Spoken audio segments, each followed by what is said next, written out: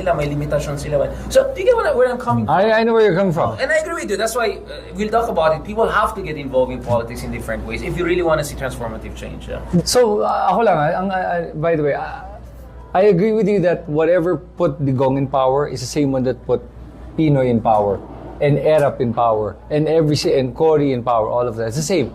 And one thing that I have to say, I remember I was having a conversation with somebody who worked with me, yung was sa mga staff ko dati. I remember tinanong ko sa kanya, simple question, sabi ko, paano ka mag-isip? What do you use to think? Anong ginagamit mo? Yeah, my brain. Your brain. What do you use to make decisions? Well, I mean, I think you have to use both. Okay. Your instinct, your gut feeling at the same time. Because there's just enough information to go around it. Yeah. You know, sagot sa akin, sabi ko, what do you use to make decisions? Sabi niya, puso ko. Paano ka mag-decide? Paano ka mag-desisyon? Puso ko. Paano ka mag-isip? Puso ko ginagamit. Sabi ko, interesting. Sabi ko, nung tinanong ko sa paano, anong gagamitin mo para mag-isip, sinabi mo sa akin, puso mo. Ang puso ay hindi ginagamit para mag-isip. Ang utak natin ginagamit para mag-isip. Nagulat, sabi niya, oo nga, no? Sabi ko, di ba? You use this to think. And then, you can use this as a guide. Pero ginamit ng Gilas Pilipinas yung puso eh. Nag-Asian champion naman tayo eh. Puso! ang sa yung the opposition needs to look at yung what Rafi Tulfo did. Yeah, okay. Hindi siya, kumbaga, it's about growing, touching in the heart din eh. Doon din magaling eh. At the end of the day, you can tell people use your head. But even if they think they're using their head, they're still using their heart. There's a saying that everyone decides emotionally and then justifies logically. Yeah, that's David Hume. There you go. The reason is there to just give a spokesman role for your... But ganito kasi sa akin eh. I think, first of all, we're not Norway or Sweden. But I can have a debate also about Norway and Sweden. Because I heard some of my colleagues saying, alam mo kung nasa New Zealand tayo or Norway, nanalo na si Lenny. Well, guess what? Probably I would have been a prime minister. I mean, I have friends who are younger than me that are in parliament in Germany. So, hindi useful yung ganang argument. Hindi tayo Norway, hindi tayo Sweden. Yeah. I had a talk with former President Aquino. You know, this is obviously a few years back pa. I said, ang Pilipinas is a Latin, Iberian, tropical country. Right. Leadership doesn't work in the German way. You cannot go like, kasi sa pagkaalam ko, idol niya in German politics, yung Angela Merkel, logical, ganon. Yeah, he's really fond of German politics. Yan ang sa pagkaalam ko. And I felt, but we're not Germans eh. We're more like Italians. We're more like Latinos. Yeah, Spanish. So, when you approach politics, you have to push for the right policy, but dress it up in an emotionally appealing way. So I think that's where you're coming from with Tulfo. Because Tulfo is pushing for order and all, but he makes it entertaining. He dresses up. We're talking about Rafi strictly. I don't know about Ben. Yeah. So what I'm saying here is, hindi pwede logical argument policy lang. Because if that's the case, then I don't know, mga taga-UP or sa Xavier lang dapat mag-rule ng bansa. It's just a bunch of geeks, right? And I don't want to be ruled by a bunch of geeks. Maybe I'm a geek myself, but I don't want a government of all high IQ geeks people. I want people who are relatable, who are compassionate, who are charismatic. Charisma is a very emotional thing. Yeah. It's relatability, right? So a good leader can emotionally inspire you, but also has a blueprint about how to push the country forward. Right. So for me, dapat both eh. Yep. Dapat both eh. And there are things you'll never know based on just data. Kasi nagets ko rin, again, in defense of the Juan de la Cruz. The argument of Juan de la Cruz would be, sir, kung plataforma lang naman, madali lang man i-download yan eh. Like, anyone can just download. Anyone can make a promise. Exactly. So, madali lang naman isulat yan. Pwede mo pa sa ChatGPT ngayon eh. I mean, literally, you can do it for free on ChatGPT. So, I think it's mistaken to think, labanan lang ito ng plataforma. It's also authenticity, credibility. I can say I can make the Philippines first world, but ano ulit ang credentials mo? Or what kind of authority you exude. So this is all, there's a realm of emotions there. And a personal so relationship. I completely agree with you na what I don't like is this emotionality and sentimentality na kasi ito na yung uso or umiyak siya doon sa interview ni Karen Davila or doon sa I don't agree with that sentimental voting. But I think emotions will always be part of charisma, leadership, and politics. But then let me ask this question. What do you think is causing Pinoys to vote based on the last name? If that's the case. Alright, so the longer you can... Diba? Like, think about that. But if you look at it, what makes the Philippines, even compared to other Spanish colonies and Asian countries, really bad is because you have this continuity of principales. So you have this family rule since Spanish era pa lang. In fact, some of the dynasties in the Philippines, including some from the north, not Marcos's, Ilocos Sur. Oh yeah, I know. They You know. go back 200 years. Oh wow. 200 years, 1870s pa lang, they had already offices and all of that, right? So, Wow. so sila Ver, there's like a Don 300, 400 years. So, what happened is that our colonial legacy, both American and Spanish, essentially, they contractually ruled the Philippines by cutting deals with local families and all of that. Remember, the Philippines never had a major empire. We didn't have Majapahit, we didn't have Srivijay. So we were always a barangay, state-led little kingdom. So both the Spanish and American reinforced that. There was never a break in that.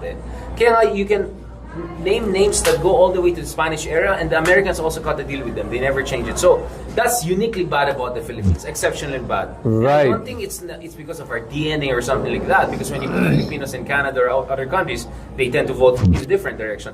But unfortunately, I think our historical traditions, no one came in and, I mean, Marcos could have done something about it, except he perpetuated his own family. I was gonna say, yeah, it's So, not in yun his nga best eh. interest. So I think, honestly, the argument of really greatest scholars that I know, who really studied the Philippines and the world, like Benedict Anderson would be, theoretically, the change should have come from the Filipino middle class. Because if you look at Korea, Taiwan, many developed right. yung middle class, wait, bakit sila lang? Bakit yung purong isang pamilya lang? Kasi edukado din naman ako, may pera naman ako, hindi mo pwede bal. So you're gonna expect more voice. So if you look at a lot of countries, the political change came when the middle class mobilized. Right. The progressive movement in the US, the labor unions in the Philippines kasi, ang dami nag-migrate out. Yep. Yung 60s and 70s. Parang ni Marcos, ang daming, and then you had the OFW phenomenon. So we never ever built this kind of politically mobilized, upwardly mobile, middle class who would push for transformative change. And then, this is where I explained Duterte. Because there's so much economic inequality, what happened in the Philippines is similar to what happened in Thailand, Chile, and those countries. When there's so much economic inequality and the middle class is small, the middle class tends to vote right-wing populist because they want a protector, right? Baka yung iPhone ko nanakawin, yung drugista doon, di ba? Do you get what I'm saying? Kaya actually, if you look at, maybe you don't believe the surveys, but that's the best I can work with. I don't know about Google Trends. If you look at that, the middle class ABC, which is really C, they voted more for Sara and BBM in the last election. And that is not the lack of education. That's a lack of faith in rule of law. And they wanted the BBM and Duterte to protect them from criminals, code word, yung mga nandun. Do you get what I'm saying? And this is not unique to the Philippines. Yeah, no, it's this not. happened in Chile, this happened in Thailand. Argentina. In many countries where the middle class is shrinking and high inequality, the middle class is actually reactionary, pro-right wing. And they're highly educated. So, that's why I don't buy the education argument necessarily. Yeah. Sa akin naman, definitely that's the root talaga nung ating ano. Pero sa panahon ngayon, it also includes yung branding na. Yung apelido kunyari pag ganito yung apelido mo, you stick to this brand. Pag Tulfo ka, ganito ka. Pag Duterte ka, ganito ka. Plus add to the fact na most of our cities and provinces are run like a family business. Na bata pa lang si Junior, he's being trained, ginugroom na. O you will be SK, tapos you'll be counselor, tapos so people are expecting na him, tapos plus add pa yung pera. So unbeatable. You have branding, you have money, you have dreams since you were young. And no political parties. Because the other thing I didn't mention is political parties tend to replace dynasties. In the Philippines, for, again, a combination of reasons, we never build political parties. So what happens is the families are the political Becomes party. a political They have party. the money, they have the goons, they have the resources, they have the brand. Diba, in other countries, I vote Democrat because Democrats stand for this. Yes. Now, minsan, dalawang Clinton, isang Clinton, but it's okay, it's really the Democrat. Sa Philippines, because there was never a political party, essentially the families became the political party. And the more they're there, the more there will be no political party, right? So here, vicious cycle. But here's a question I have. Do you think money is the most important part of winning in politics? It depends, in a sense that Duterte was the poorest candidate in the earlier phase of the elections. I mean, look at B9 resources, look at Moro's resources, look at Grace resources. So I think money not necessarily, and in fact, we know how it works. pag naging number one ka na sa survey, Then, the money biglang pours the money in. will come. Yes. Right. So actually, that's why the surveys are very important because, let's be honest, oligarchs, they want Yes. to bet on the winner. Yes, of course. And they're smart. They don't just give you money. They give more money to the number yes, one. yes. They always give something. So that's where the money factor comes in. So it's hard to answer if money. Obviously, money matters, but the way the money flows in depends on the surveys and the race. Especially in the last. So actually, the Gong went from the poorest candidate, and then by February, March, he was spending more than everyone else. So Ang problema, yung sa local politics, Okay. doon ang talagang ang Yes. hirap tibagin Correct. ng money. Correct. Kaya you have families for generations na walang Because of money. Because of money. You would think kasi that they're literally paying off people Yeah. to vote for them na. Not just paying off people, scaring off their opponents. Right. So, But does that harassing happen? their Does that opponents. happen in NCR or do you think that's more provincial? I think it's in the No, more whole country, yung whole country Okay. talaga. Hindi, parang ngayon, how much would it take to run as mayor in any city in Manila if you're going to challenge any of the incumbents? 500 million, 1 billion pesos. Saan mo kukunin yun? Diba? So, nasa So let's ban- talk about this because you became a blogger because of the two interesting cases. One is Isko Moreno, the other one is Vico Soto. The Vico Soto, we have to talk a little bit more about it. But can you tell us a little bit about that? Because there were supposed to be dragon slayers. I didn't mention the San Juan one because medyo kabilang ano yan. But Isko and Vico Soto beat big families. I mean, of course, each of them have their own celebrity factor, but still.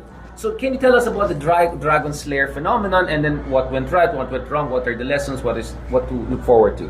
Different kasi yung case nung dalawa eh. In the case of Yeah. Isko, he's been in Manila politics for 2 decades na. Yes. Vice mayor. When vice mayor. So he went through the ranks eh. So he started as councilor muna, 9 years, then vice mayor, 9 years. So he went up the ranks. By the time na he ran for mayor, everyone in Manila is familiar na what he can do and how he serves people and so it was easy for him to win nung 2019. Yeah. In Vico's case, yun ang Ayun, iba talaga. Oo, kasi the Inom ka muna ng kape, medyo na-stress. I mean, the Eusebius at that time were really entrenched in Pasig talaga. Yes.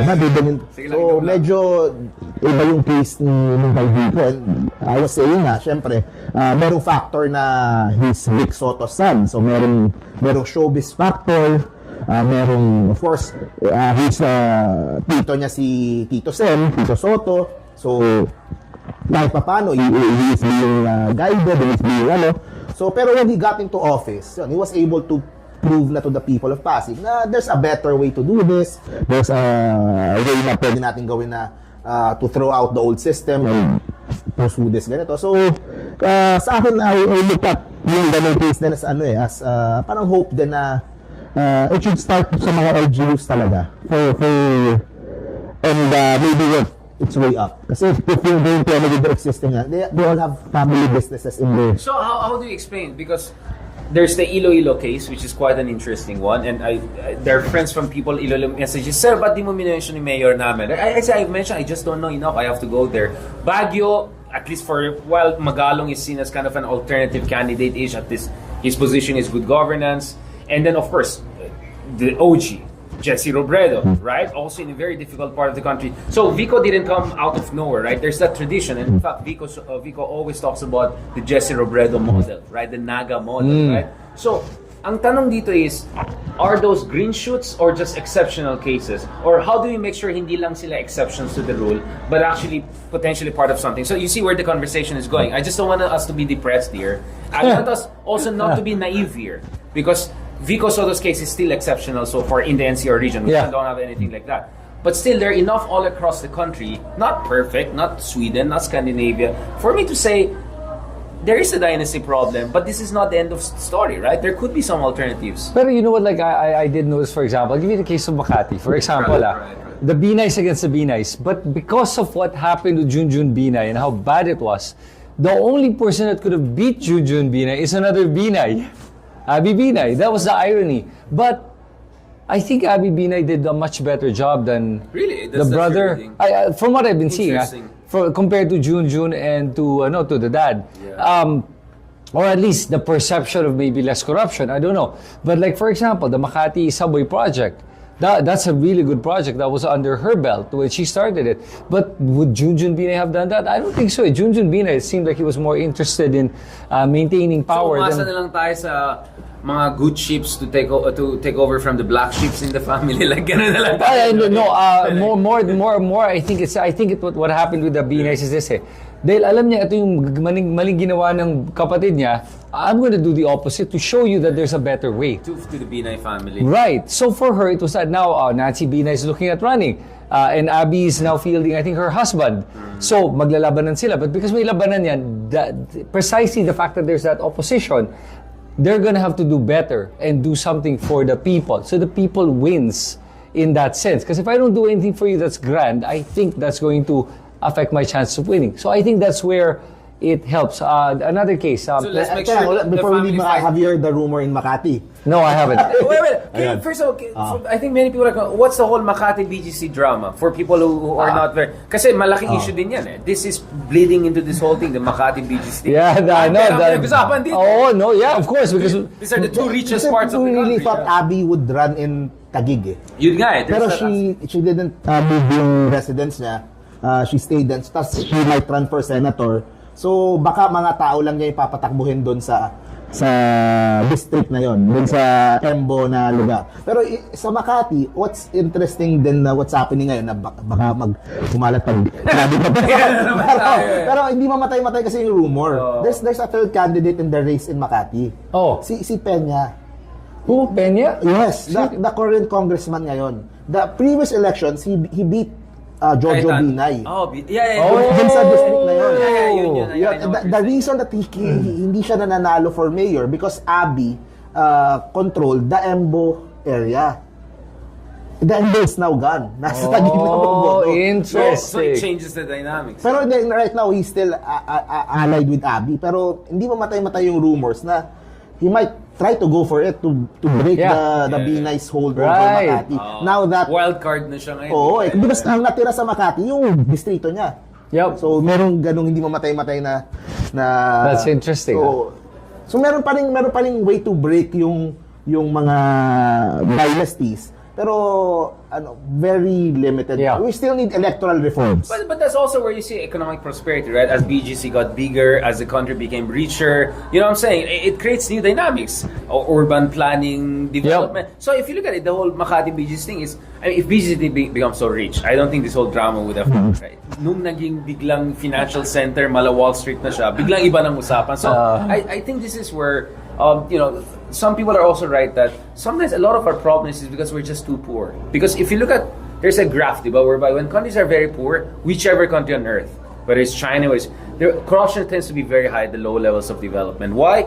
Because the bureaucracy is badly paid, the media is not doing a proper job, baka bayaran pa. You know what I'm saying? People are just too hungry to care about. But as countries become richer and richer, you have a more, again, going back to it, more mobilized middle class, better paid journalists, better paid bureaucrats, more educated abroad coming back. You get what I'm saying? So, feeling ko, the reason I'm slightly optimistic, despite, I will accept all of the criticism of the system, but feeling ko dahil medyo umaangat ng Pilipinas, hindi mayaman, pero middle income, I think that's going to create some very interesting dynamics because it's going to change conversation. Mas maraming middle class people are involved in debate. Yeah. And it's not even that. I mean, I know people are listening to us podcasts who come from different socioeconomic classes. So suddenly there's a market for things that we're doing. Right? I don't think 10 years ago this could have pulled off, right? So I don't know. That's where I'm slightly cautiously optimistic that the ground is shifting, right? You would still need na electoral reform pero unti-unti. Kasi for example, iban muna natin yung asawa tatakbo. Yung papalit ka. Maybe we would start with that. Kasi that would change the dynamic right away. Kasi they would have to field their brother. Right. Kasi ngayon, ang first choice talaga is asawa. Kasi if asawa yung tumakbo, parang the mayor pa rin yung nagpapatakbo. Yes. So, pero pagkapatid na, it's a different family. Unintended consequence. So, what the argument is, nung nag-impose tayo ng term limit, you created political dynasties also. Because if I cannot run, I'll make my wife run. Right. So the problem is that naglagay ka ng term limit, pero wala kang nilagay na anti-dynasty. Nakahanap sila ng loophole, which is yung asawa. Exactly. But if you close the loophole. So you put the term limit and then you also put the second, which is hindi pwedeng second degree of consanguinity. Then, ang problema, hindi ginawa yan. So one of the problems we have is may reforms tayo, pero sablay. Half-baked. Yeah. So actually, the Dapat result is unti-unti. even worse. Dapat unti-unti kasi hindi mo mapapasa yung pag ibaban mo lahat ng relatives to run. Maraming mag-o-oppose kasi Yes, hindi mo mapapasayan, in other Oo, words. di So mo how papasa do eh. you do it gradually? Kasi Wala, some asawa people are muna. saying cha-cha is the only way. Kasi the system is just so broken. That maybe charter change is the way forward. But ako naman problema ko, it can get even worse. It's like, you don't know what they're gonna put in the cha-cha. Yeah. Change the system, it's still the same families eh. Exactly. So if you're asking the dynasties to pass a new constitution against their own interests, It's still not never good, gonna- yeah. it's never gonna happen. But that's also where you see why a lot of educated Filipinos want a dictator to come in and say, umayos kayong Yeah. lahat, I will fix this. So, benevolent dictator ang hinahanap ng ibang tao. I get where they're coming from. That's why the strongman mentality is working now. Like for example, best example is El Salvador.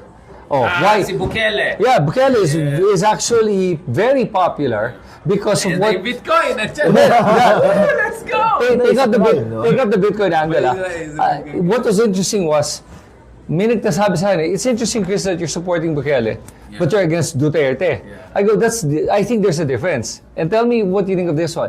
Bukele naman kasi, when he went after the gangs, they were really gang members that were talagang taking over the streets. It was really scary to be in El Salvador. Narco-state talaga. Nakakatakot, like narco-state, like the other Brazil, yung Colombia, where literally the cartels were taking over. The governments were afraid. The police were afraid of the cartels. Kasi Ecuador yata. Ecuador. Bata pa yung president. Nakakatakot. Like, the police were like, pag sinabi niya, I'm this, the police will back off talaga. He came inside the media, yung may live video sa media. Yeah. So that's Talaga narco-state yun. Yeah, so what Bukele did is said, no, screw all of you, I'm gonna arrest all of you. And he did, by the droves.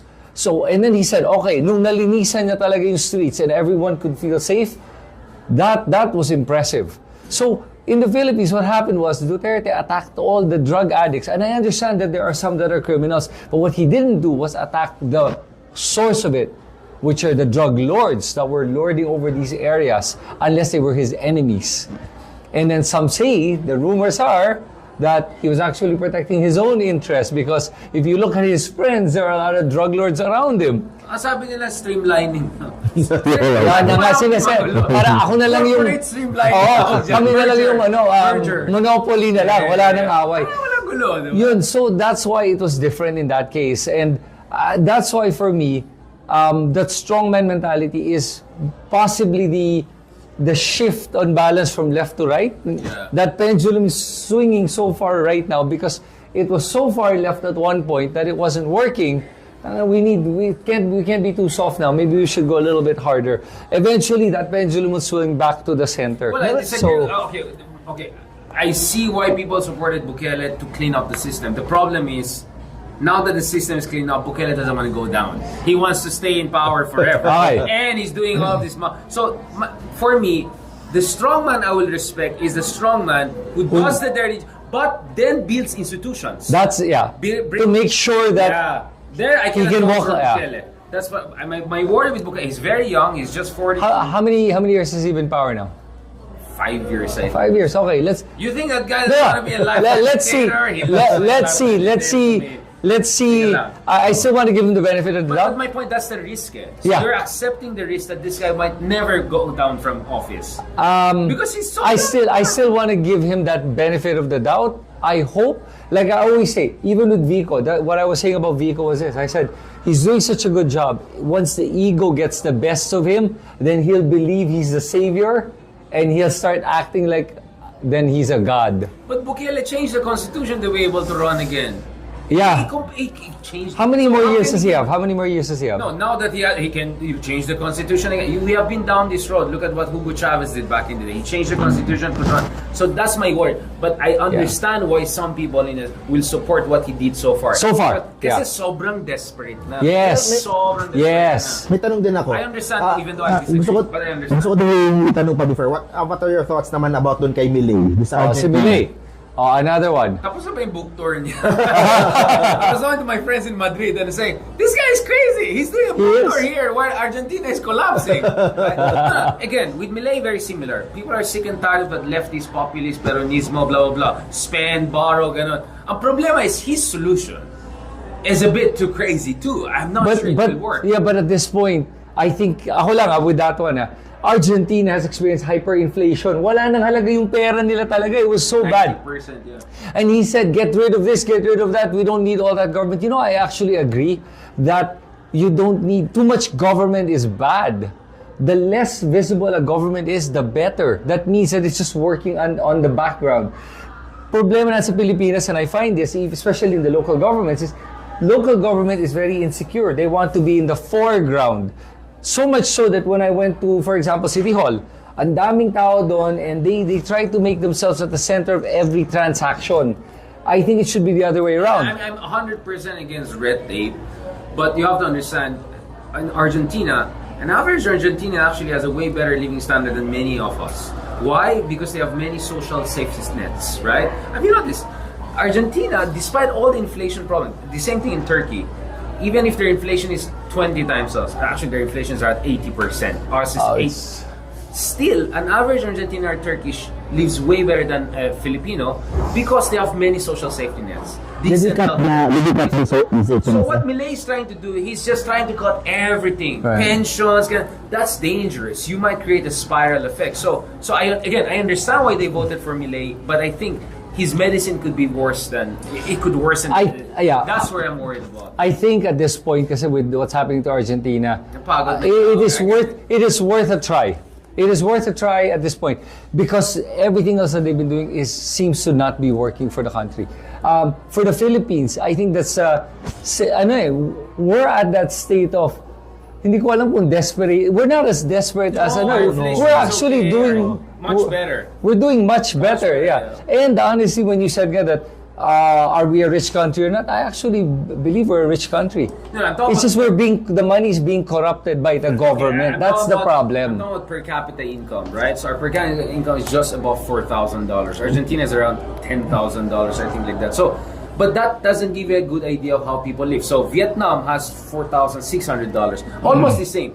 But if you go to Vietnam, you barely see poor people because well distributed compared sa atin. Of course, hindi perfect ang Vietnam. They're all, sa atin kasi, all the wealth is just in BGC, Tasman, and a little bit here in our area, and then ang dami slums, ang dami informal sector. So for me, what I'm saying is that distribution matters. And let's be honest, distribution can only be done by good state because the private sector is there for profit. Let's be very honest about that. In any country, look at Germany, look at Scandinavian country, all of them have solid state systems. But at the same time, ito lang ang argument ko against that, na with regards to you need a good state, actually, if you incentivize business, to make sure that they're more equitable, they're gonna do it. I mean, Sweden, Spotify, a lot of great companies are setting up in Scandinavia. Yeah. Even if tax rates are way higher. Because why? The infrastructure maayos, there's rule of law, well-educated, healthy ang tao. So I think it's not about big or small government, it's about efficient government versus inefficient government. And sometimes efficiency comes with a bigger government, with a smaller government. It depends. So I don't buy that argument because the evidence is very clear. If you look at Scandinavian countries, they have high social welfare, high tax system, but high foreign direct investment and high growth and best living standards. Okay, so let me define what I said. Ang ibig ko sabihin ito by saying that the government's invisible, it doesn't mean that they're non-existent. It means that they're acting on the back rather than the foreground. Meaning that the system is just running on its own efficiently. I'll give you an example. But you're assuming the private sector, they're the good guys. I mean, you want to leave the system to the oligarchs? You think the oligarchs will be there to build roads and hospital for people? I mean, look at their toll fees here, are insane. Yeah. I don't trust the private sector. I'd rather trust the government because the government, as corrupt as it is, I vote them out. Right. But the private sector, I cannot go after. So that's a good point. Kaya nga, like for me, if I were to look at the system of the United States versus Europe, Europe's system is much better. US is all about capitalism, and what happens? Ang dami mga cities doon are even. Somebody asked me, would you prefer to live in the States or Philippines? I feel safer in the Philippines than the US. Doon maglakad ka, pwede ka mabaril at any time. And the joke is, you have a better life if you're unemployed in Europe than employed in the US. Yes. You know what I'm saying? Yes. In the US, my welfare, Yeah. my unemployment benefits. I have relatives in Europe, so I know. No, but- in US, wala kang trabaho. At saka, patay ka. at saka hindi lang yun. Yes. Richard, like for me, ganito, like when I say invisible government, this is what I mean. In Canada, for example, if I were to try to start a business, I can do it all online without having to deal with any That's government official. That's the and it yeah. works. That's efficiency. Yon, ang galing. And I don't, but Malinis in the Philippines kasi, parang gobyerno dito, they need to feel important. Kaya you need to come to the office, you need to come back tomorrow again for that same permit and then come back again. And I'm gonna scrutinize it left and right because I want to feel important. Yeah. Parang May ganun It's eh. about modernizing the bureaucracy. Yep. Sherwin Gatchalian started that, di ba? Yung i-digitize mo lahat. I think this is more a modernization issue. Kasi medieval pa yung system natin eh, di ba? A lot of things could be just completely run online without the government, without people, human intervention. Yeah. Yes, and That I agree with you. Oh, absolutely. 100%. and alam mo, that's gonna happen. It's just gonna take time, but we're gonna get there. And political will din from the government din, di ba? Kasi From the local from government. agencies like, di ba? Kunyari yung sa customs and all that, and yung sa BIR Man. and Okay, but let me ask, what do you mean by political will? Because political will, you're going against the ano eh. yeah, but you have to have backing. You have to have people supporting you. You have to have a vision. Kasi kung political will ka ng political will, parang ano yan, parang puso sa gilas. Hindi, Dapat may diskarte. Dapat may maayos na coach. Dapat maayos yung players. So I think political will should go with social pressure, social movement, vision, blueprint, all of those things. So Diskarte. tama ka doon, that it comes with the support, and this is what's interesting. The only reason why Duterte is so powerful is because of that support. Alam niya meron siyang support eh. Pag wala siyang support, then they're not gonna be as he's not gonna be as ang tapang niya eh, to do what he does because he knows people will support him. Pero without that, wala. So his power it's very power still important. comes from the people. Pag maalala nating mga Pinoy that the power comes from the people, I think that will help shape our government more. When every single voter, every single person on social media, lahat na nagsasalita, you have the power. And you have to believe you do because when you do that, then the leaders listen. And we've seen that happen. Recently, I've seen that the senators and the Congress have been swayed by the people's opinion. Pressure, public pressure Yes. matters. Thank you very much. I know it's your birthday, so we don't want to take away your time. I know someone's waiting Happy in the birthday. wings. Happy birthday, man. Thank you so much, Next time, Richard. tayo sa tawag doon, sa mga lifestyle guru. Yeah. Yun, like, wow, ilan taon ka ulit? 55. Much better in Young person, looking. man. It looks even much younger. Good job, Hi, man. bro. Thank you so much. I really appreciate Thanks, it. man. Enjoy your night because we're gonna disturb you again later in the year. Sana Absolutely. discussion. It's really fun. You know, thanks, Richard. I really enjoy having these conversations with you guys. All right. And effortless, right? Just 2 hours almost like just went by like that. Pasensya na, this is the first time I'm setting out in person, so medyo minsan distracted ako. I'm looking at this camera again. So kung medyo sablay and all, it's just a first time thing, but hopefully we'll get it better and nicer next time. Thank you so much. Maraming salamat. Take care. Yeah, thank you. Mark also. Thank Thanks, you so Mark. much. I appreciate it. Salamat, bro. Thank you very much. Okay, let's close this live. Okay. So we have the attorney star. We'll ask her naman about some legal issues in her or something like that. Thank you guys. All right, man. Oh, sakto 8. Oh, yeah. Boom. Picture pala. Yes, let's. Picture ang tatlo. So one slight problem we have is the internet. Globe is bad here. Smart is okay. breaking up. Huh? Yeah, Globe yung bad. Pero yung smart, yeah, that is okay. I don't know. This one is wala problema. Yung sa laptop. Still getting? Oh wow, okay.